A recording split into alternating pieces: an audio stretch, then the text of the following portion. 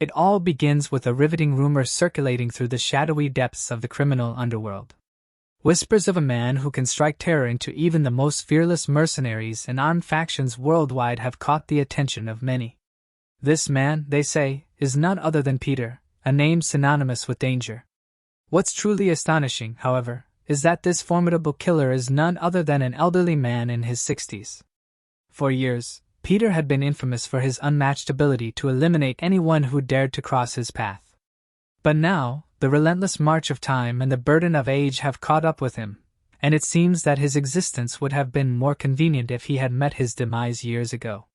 Unfortunately for Peter, a legion of ruthless bounty hunters is hot on his trail, and he's been stripped of the wealth he had amassed over the years. The constant pursuit is beginning to erode his loyalty to the organization he once served, despite being a living legend within its ranks. The scene transitions, and we find Peter standing amidst a gruesome tableau of lifeless bodies. Only one man remains, and he recognizes the imposing figure before him as none other than the legendary Peter.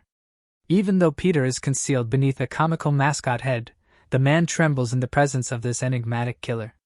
The bloodied man, his voice quivering, admits his utter bewilderment at Peter's continued survival. He can't fathom how the assassin remains elusive despite the relentless pursuit of countless killers hot on his trail. Peter seems to have an uncanny ability to evade those who seek to end his life and to remain hidden from their prying eyes. With a disconcerting calmness, Peter strides toward the man, who knows that his fate is sealed. In a moment of tense silence, our enigmatic hero imparts the cryptic wisdom that has kept him one step ahead of his pursuers. He reveals that the Peter they are all hunting is no longer the man he once was. Suddenly, he removes the absurd mascot mask, and the man's eyes widen in disbelief as they lock onto the face revealed beneath. It defies all reason and logic. The man is convinced he's witnessing the impossible. Unfazed, Peter casually raises his firearm while taking a drag from his cigarette. The outcome of this chilling encounter is all but inevitable. The scene shifts to 3 months earlier, where we find Peter in his quaint bookstore. His peaceful moment is interrupted by a phone call, a voice advising him to stop ignoring their calls and visit the hospital. The voice ominously reminds him that he has less than 3 months to live. Despite this grim message, Peter appears unfazed. He gathers a mountain of pills, takes a moment to rearrange books in the store, and contemplates his impending fate. He isn't afraid of death, given that his very name is synonymous with his profession. As he handles his books, he reflects on the years he devoted to the organization, acknowledging that he doesn't regret a single moment of his life. Peter gazes at a book teaching how to take portrait photos and realizes he's never taken a picture of himself. He looks in a mirror while carrying a pile of books and is confronted with the stark reality of how much he's aged. Soon after, a schoolgirl enters the store in search of middle school textbooks. Upon hearing her voice, Peter undergoes a transformation from his somber state to a more amiable and customer-friendly persona. He warmly welcomes her, cracking a joke to lighten the mood. The girl inquires about used textbooks, and Peter explains the range of books in the store, dating back to the 1950s and even from different countries. He deduces she's a senior in high school due to her green name tag. The girl is impressed by his perceptiveness, and asks how he knows so much. Peter calmly responds that he knows everything about everyone in the neighborhood, and she doesn't find it creepy. Peter surprises her by offering a pack of brand new textbooks for free. The girl hesitates to accept, but Peter insists and opens the plastic wrapping to make them no longer brand new. The girl, touched by his generosity, explains that she can only afford the books if they're not new. Peter, smiling, tells her that he no longer needs them. He senses her affection for her younger sibling just by looking into her eyes and advises her to cherish their time together while she can. Curious about Peter's life, the girl asks if he has ever regretted anything. He reflects briefly and mentions that people's regrets tend to increase with age. As he delves into his past, he recalls a painful memory of leaving his daughter to ensure her survival. He conveys that while everyone has regrets, they can't change the past. Peter advises the girl to go home and take care of her younger sibling, urging her not to do something she'll regret later. The girl, seemingly harboring sinister intentions, inadvertently calls him Grandpa, while trying to get his attention. Peter suggests she call him Mr. Intrigued by this enigmatic man, The girl continues to press him, and Peter begins to recall events from his past. It becomes apparent that he knew she had been sent to kill him. He assures her that he won't harm her if she turns back now. This revelation leaves the girl in shock, as she grapples with how Peter was one step ahead of her the entire time. The scene takes an intriguing twist as Peter, the old man with a turbulent past, manages to unnerve the girl even further. He points out that the knife she carries smells of blood, a scent he's become intimately familiar with over the years. Mockingly, he mentions her attempt to hide the odor with cheap perfume. Even though she can no longer surprise him, the girl is determined to carry out her mission. She takes the knife and makes a move to strike Peter. However, a surge of fear overtakes her, and she hesitates, realizing that she might be the one who ends up dead in the end.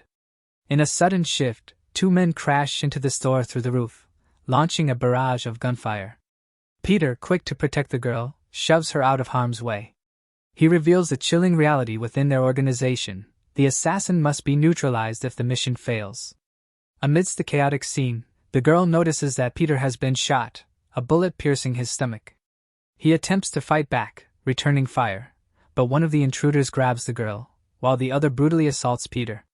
Despite his age and apparent vulnerability, Peter refuses to back down. The assailants are astounded by how easily they overpower him and begin to wonder if this frail man is genuinely the legendary assassin they've heard about.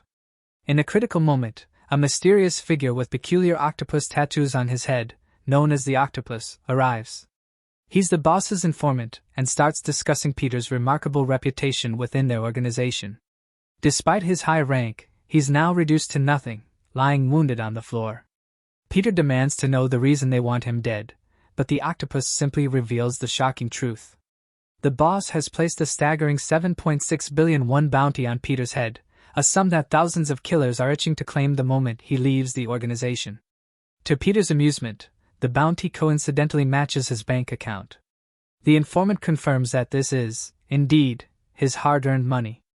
Unfortunately, all those savings are now meant for someone else, and the octopus wants to be that someone. He wears a sinister expression and pleads for the opportunity to kill Peter. In a fit of rage, he punches Peter in the face, and the other man joins in the assault. Peter is sent hurtling into another room after absorbing another powerful punch, and the assailants assume he's been incapacitated. The octopus man expresses disappointment that the fight ended so swiftly and instructs the others to clean up. He approaches Peter, who seems defenseless, but the wily old man surprises him with a flash bang and escapes through the back door. Realizing that they've been outsmarted, the octopus man orders his men to pursue Peter, who couldn't have gotten far given his injuries. The octopus stays behind with the girl. Meanwhile, Peter, battered and bleeding, makes his way to a nearby playground, taking cover among the children's toys as rain pours down. He reflects on his inability to fight back in that moment, and grapples with the harsh reality of his old age. As he lies wounded, he contemplates how he never had a life of his own, dedicating every day to the organization. From an early age, he was molded into a ruthless killer, a life devoid of the typical experiences of childhood. He reminisces about frostbites and brushes with death. Peter's life took a harrowing turn when he became a Russian spy, battling in terrorist groups to ensure his survival. He sacrificed his entire life for the organization, almost perishing countless times. However, everything changed when a new boss took over, deeming Peter too old for the trade, and now they seek to discard him. Groaning in pain at the playground, Peter feels deeply betrayed by the organization he devoted everything to. He never sought wealth or honor, yet they want to cast him aside as if he's worthless.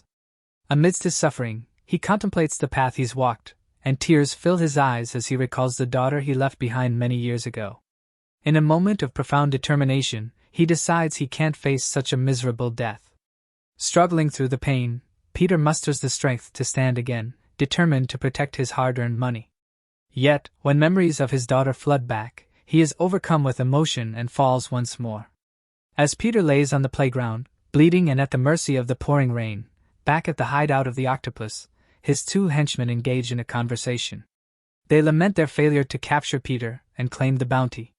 The second man questions why such an enormous bounty was placed on the old man's head, to which the first man speculates it's the least they could do to respect a legend. However, the second man is only interested in the money. He has given up his kickboxing championship title to become a bounty hunter with the sole purpose of killing Peter himself. Holding a picture they took while on the roof, he vows to succeed after Peter's demise. Their discussion is abruptly halted by a voice, remarking that the picture is the only existing image of Peter's face. The henchmen turn in astonishment to find Peter standing before them, but this time he appears as a young man. They can hardly believe it's the same person and assume it's someone else dressed similarly. Peter himself is bewildered by his transformation and reveals he woke up like this. The bullet hole in his shirt serves as proof of his identity. The second man remains skeptical, telling Peter he's in the wrong place and shouldn't be there. In a burst of anger, Peter grabs the man's arm and demands they take him to the octopus. Believing Peter is also in their line of work, they decide they must eliminate the competition. The second man attempts to punch Peter, but he effortlessly stops the fist with his palm. In another show of strength, Peter crushes the man's knuckles with his bare hand. The first man tries to sneak up behind Peter, but he swiftly turns around and delivers a series of mid-air blows. The second man resorts to using a knife and asks who sent Peter, to which he replies with a lesson about weapon mastery. He demonstrates his expertise by using the octopus tentacles in the vicinity as weapons. He disarms the man and strangles him with the tentacles. The defeated man, while gasping for breath, asks about Peter's identity. Peter picks up the picture they took, recalls the octopus's threat if he left the organization, and burns it while lighting a cigarette. He declares that even if 1,000 men are after him, they'll never find him because the old Peter they seek is now dead. What are your thoughts on this? Can Peter succeed in defeating the octopus? Share your comments down below. Stay with us for what's coming next. See you in the next episode.